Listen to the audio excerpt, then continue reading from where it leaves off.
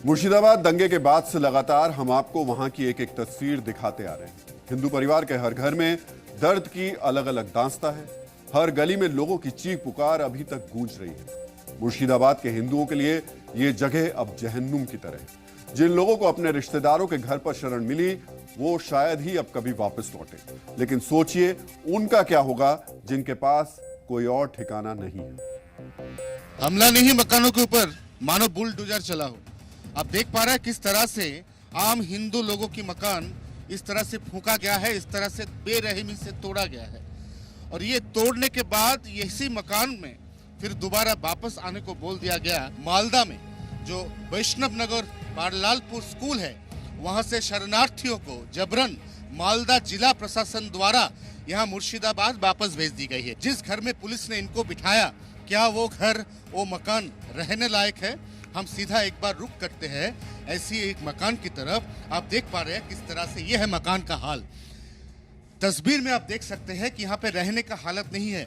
हम आपसे पूछना चाहते हैं दीदी कि आपको तो यहाँ पे फिर भेज दिया गया। ये जो मकान है, ये जो बाड़ी থাকার অবস্থায় আছে, বাড়িটা বসবাসের অবস্থায় না, আমরা থাকতে পারবো না স্যার, বিয়ে सब कम आप रह पाइएगा यहाँ पे? नहीं रहेंगे, हम नहीं रहेंगे, हम बीए सब कम। कहाँ जाइएगा? एक बार तो गए थे, फिर वापस ला दिए गए, फिर आप कहाँ जाइएगा? ठीक नहीं, हम रास्ते में रहेंगे। रास्ते में रहेगा? हाँ। अब आखिर कहाँ जाएंगे ये लोग, कहाँ बिताएंगे रात, कहाँ बच्चे और परिवार को लेके किस तरह से ये जिएंगे अपनी आने वाली जिंदगी, ये सबसे अहम सवाल है।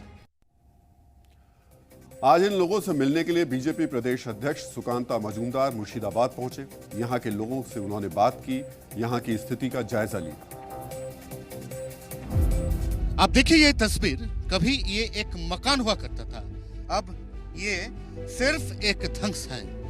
ये मकान में अभी भी सामने आपको किताबें दिखेगी, क्योंकि यहाँ के जो बच्चे हैं वो पढ़ते लिखते थे, लेकिन अब मकान ही नहीं रहा तो बच्चे क्या पढ़ेंगे, क्या खाएंगे, रात को कहां पे सोएंगे।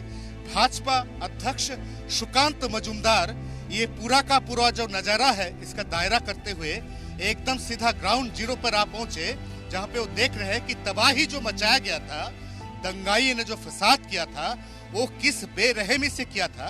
इमोशनल हो गए सुकांत मजूमदार, हम देख पा रहे हैं, क्योंकि इमोशनल होना ही चाहिए।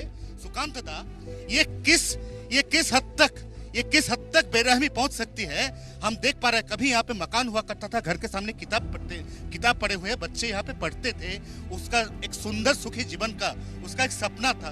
ये तो सब तितर बितर हो।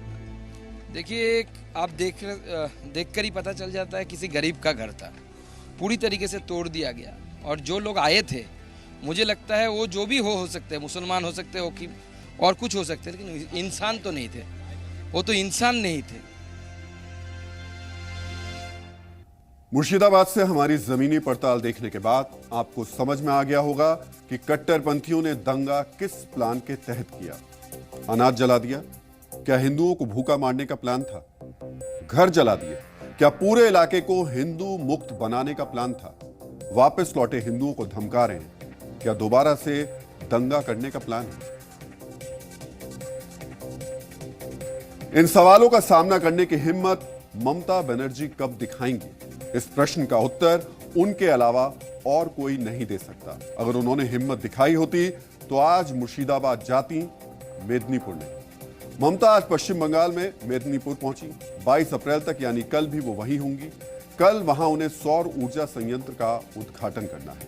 सौर ऊर्जा संयंत्र उद्घाटन करना बहुत ही अच्छी बात है, लेकिन कट्टरपंथ की उस धधकती आग का क्या जिसमें कई हिंदुओं के घर जला दिए गए? सवाल है, अगर ममता मेदिनीपुर जा सकती हैं तो मुर्शिदाबाद क्यों नहीं? कोलकाता से महज 220 किलोमीटर की दूरी पर मुर्शिदाबाद है। ममता बनर्जी 5 घंटे का यह सफर तय क्यों नहीं कर पा रही हैं? चाहे तो पश्चिमी मेदिनीपुर से भी मुर्शिदाबाद जा सकती हैं। महज 250 किलोमीटर दूर है मुर्शिदाबाद और मुश्किल से 7 घंटे में वो वहां पर पहुंच सकती है। बीएसएफ मुर्शिदाबाद पहुंच गई है। बीजेपी के कई नेता मालदा से लेकर मुर्शिदाबाद पहुंच गए हैं। जी मीडिया की टीम भी लगातार मालदा में मौजूद है, लेकिन ममता क्यों नहीं वहां जा रही? इसे अब समझने की जरूरत है। पश्चिम बंगाल में मार्च 2026 में चुनाव होने का अनुमान है। 2021 के विधानसभा चुनाव में 75% मुसलमानों ने टीएमसी को वोट दिया था और यही मुस्लिम वोट बैंक मुर्शिदाबाद में निर्णायक है। यहां 33% मुस्लिम वोटर्स हैं।